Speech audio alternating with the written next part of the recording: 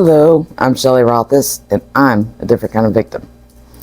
Today I'm going to do another pause on part 6, and it's going to be based upon conditioned, normalized victimization syndrome, and a better understanding as to what I've been talking about. Now, everybody's heard about conditioned behavior. So, one way we learned about conditioned behavior is we used animals as examples. Mice, dogs. So, conditioned behavior. Now, we want to teach the dog to know when it's time to eat. So, you ring a bell. The dog gets used to that, so every time he hears that bell ring, he knows it's dinner time. My mother, her way to let us know that it was dinner time, Hachiash! Polish. So, every time we heard it, it was just boom. We knew right away. Time for dinner. Now, conditioned normalized victimization syndrome is, like I stated, is the fear that the victim has as to being hurt in extreme ways. And they learn how to protect themselves, and it becomes a learned response.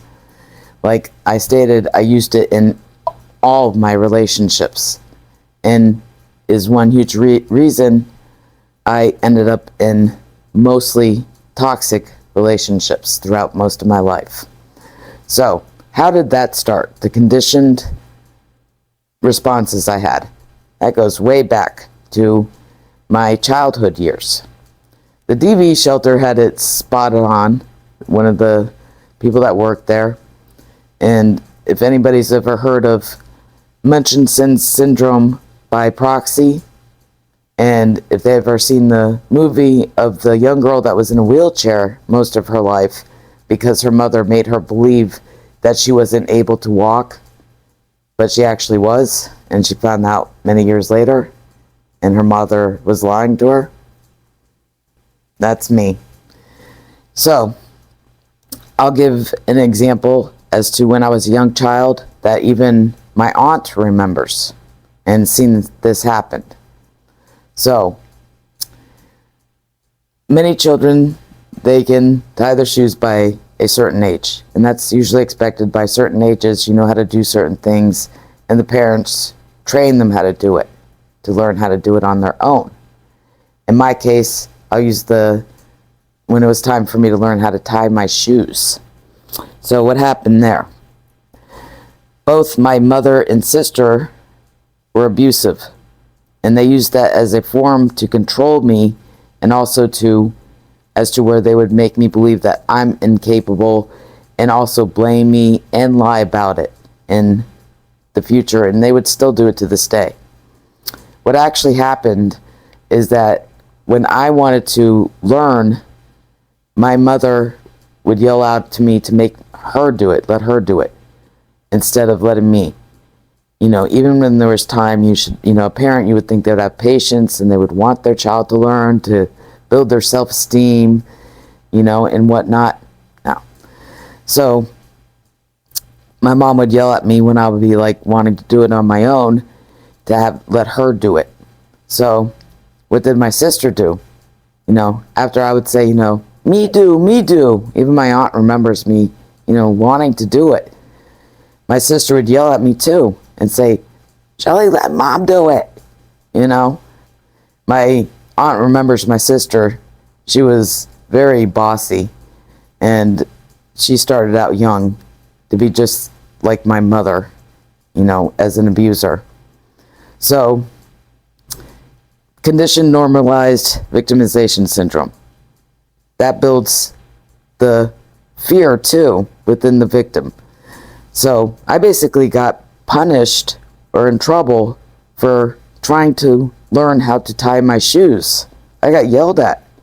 So what's going to be something that relates to what I'm talking about? That's going to be how my fear of getting yelled at and getting in trouble, instead of, learning how to tie my shoes, I had a fear of it. It built a fear. So, of course, my response is going to be Okay, I'm not gonna, argue or even want to try my tie my shoes on my own. It's going to come to that where I'm not going to even want to, because I'm going to be afraid to, because I'm going to be afraid that they're going to yell at me. I'm going to get in trouble. So how did that outcome end up too, where it actually hurt me even more, is that by doing so, they made me believe myself that I was incapable and able to do many things. And like I've stated before, that I don't have any good memories of my mother or sister, but I do of my father. So how did that severely harm me? When my dad started, degrading me for things such as that, like even to this day, he would, make jokes or degrade me and say, yeah, we tried to teach you how to tie your shoes. I remember that, and you didn't know how to do it. You had so much trouble doing it, and then, yeah, we had to buy you those special Velcro shoes, and make me feel like, I was stupid. I was a burden on them because they had to go out of their way to buy those special shoes, for me, and I was such a pain, a job to them, when all along I could have done it, so they were lies too, blaming me, lies.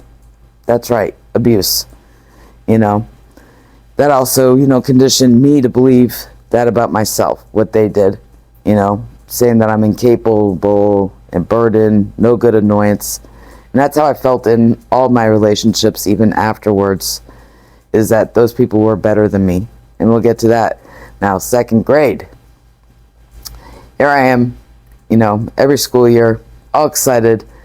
I wanted to not only do it for myself, I felt confident. I wanted to do the best I could, because I wanted to have a good life. I wanted my dad to be proud of me. That was my main, one of the main things is I wanted my dad to be so proud of me. I wanted to be just like my dad, because I looked up to him. And so what did they do there?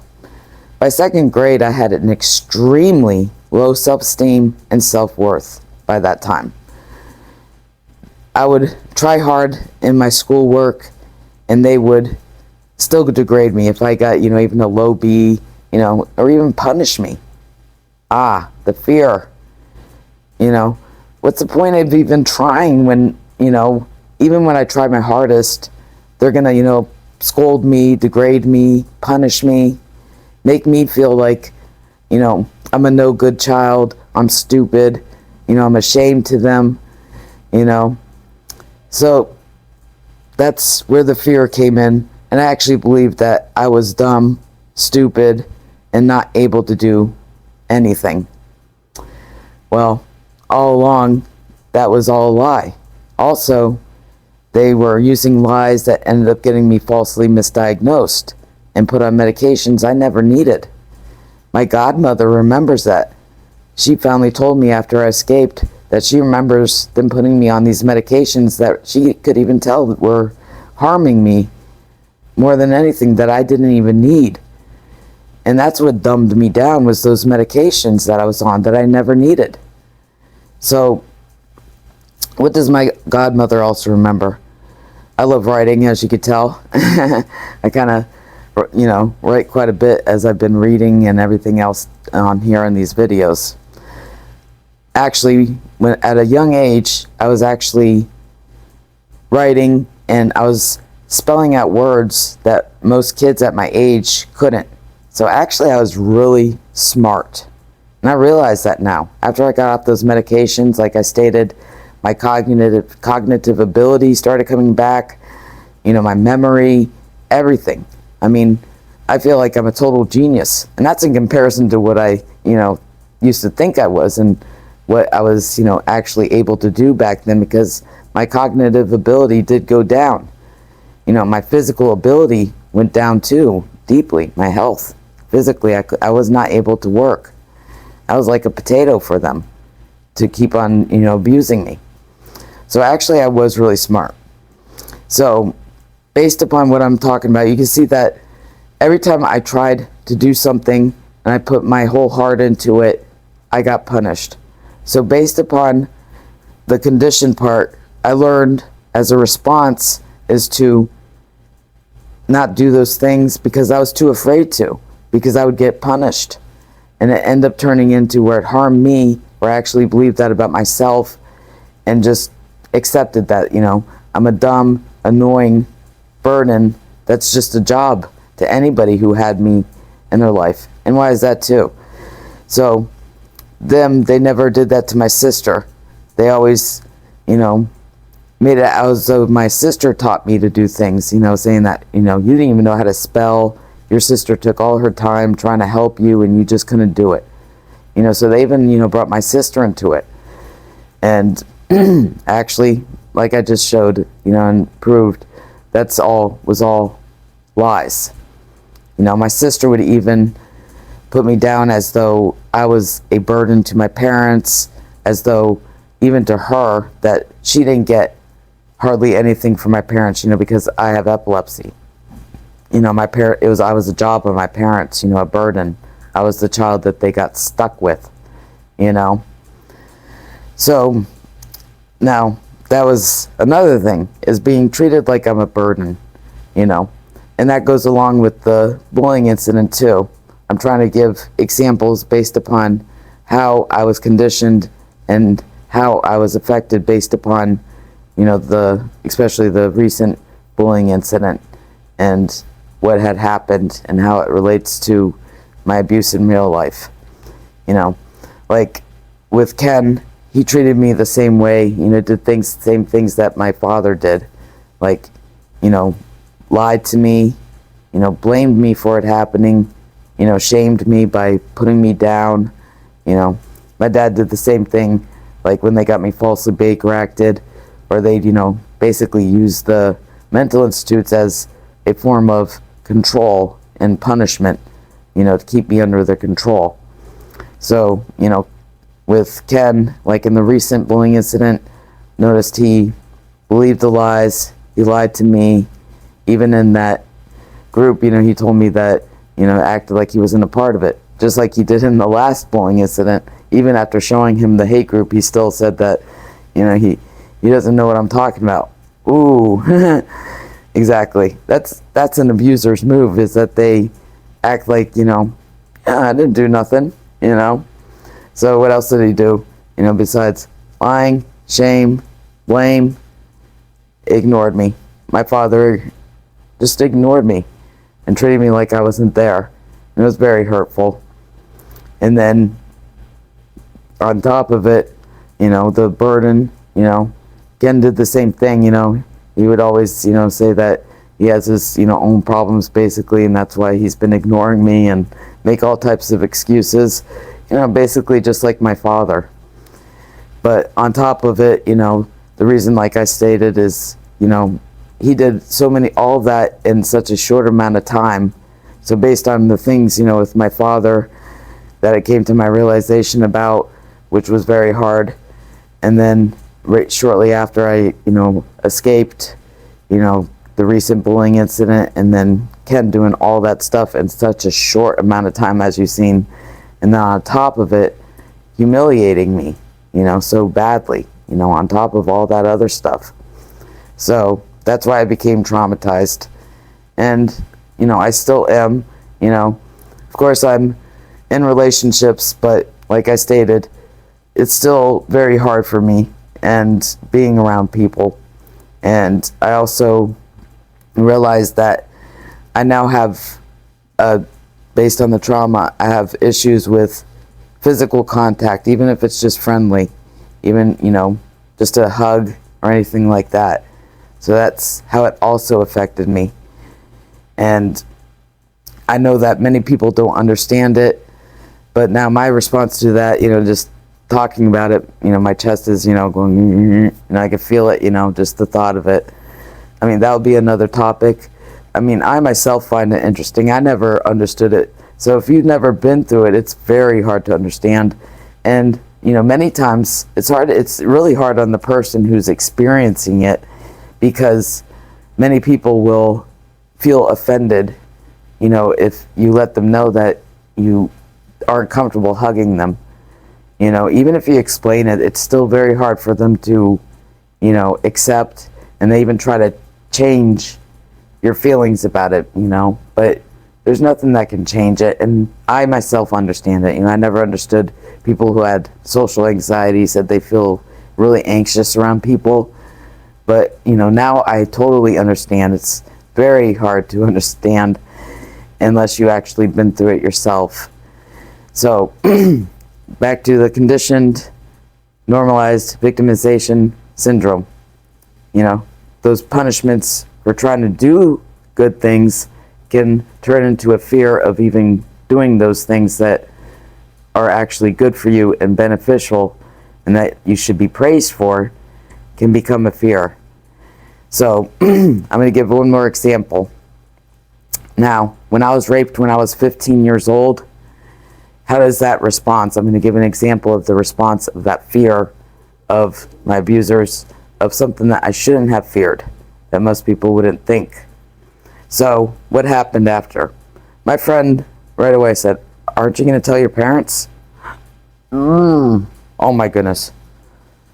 The rape, forget it. My fear of telling my parents that I was raped, they're going to blame me. I still remember that day. I'm like, oh my goodness, I was scared to tell my parents. And, they asked me after they punished me for being raped by throwing me in a mental institute, because that was one of their forms of control, why I didn't tell them. Well, get this. I did tell my sister. She ended up going to the rapist's home and asking him if he raped me. She didn't even know him at all. She believed him over me. She accused me of being a drug addict. When that rapist had drugged me and raped me, she just accused me. She didn't even tell my parents. Now, everybody's a mandatory reporter of sexual assault. If she had been a school teacher or in the mental health field like me, the law would get involved, because by law we have to report. That is by law. But even though others in society are actually mandatory reporters that should report. She was 18 years old, heck, if it was up to me, she should have been in jail for not reporting it. So anyways, I started skipping school, because I just got raped, and that's another story too. But my parents ended up punishing me and using the mental institute as a form of punishment because I skipped school. Now, in the mental health field, I'll just have to say it again, is that mental institutes are for extreme circumstances. You always try to work on the outside as an outpatient. Even with suicide, people who are suicidal, you should always work on the outside. That's only for extreme circumstances, like emergency. But many people use it as a form of punishment, like my abusers did, and also a form of control over their victim. So that's a flaw in the mental health field. So, conditioned, normalized victimization syndrome. As you can see, is that the responses of that victim can be learned and applied to even other relationships that they have in their life, like I did with Ken, as I've been showing. My same responses were the same with him. I blamed myself for things happening. I was afraid that he would get mad at me and blame me and be upset at me, and that I would cause him stress. I was afraid of that. I would feel guilty, and I would feel really bad, like I was a bad person, a bad friend. That's the same exact way I was with certain other relationships. And the reason why this one traumatized me also is because I honestly didn't expect him to do certain things. I actually thought he was a good, humane person. I actually felt for the first time that he actually understood what was happening with me as to why I was like that, and that he was trying to be a good, humane person like I thought he was, that good, friendly dork. But it turned out to be the opposite. So that's why it traumatized me, is because I had higher expectations. Kind of like with my father. They say, one thing, can happen that's bad, which was my father, because, I had certain expectations of him But believe it or not, I had lower expectations of my father than I did of Ken, you know? And that's why it really traumatized me really badly, is because I actually had higher expectations of Ken. You know, I always expected my father to just go along with my mother no matter what, but I actually thought that, you know, Ken had personal integrity, you know, somewhere in there, that he would do the right thing. So now that you got a little background based upon my circumstances with my 3 abusers to help understand the new term that I have, which is conditioned normalized victimization syndrome, based upon fear and the normalized responses that the victim learns themselves to protect themselves from extreme harm happening to them emotionally, and how it can actually damage them even more by doing so, and how they use it in all their relationships because they just normalize that behavior because they use it so regularly. Just like that bell ringing, you hear it, the dog hears it, they run. Just like me hearing my mother yelled out, you know, "Hachiyesh!" Boom. You don't even have to think dinner, you just know, run inside and go to the dinner table. So, I hope to see you for the next part, maybe part 6 continued and not paused. So, I'm Shelley Rothus, and I'm a different kind of victim. See you next time.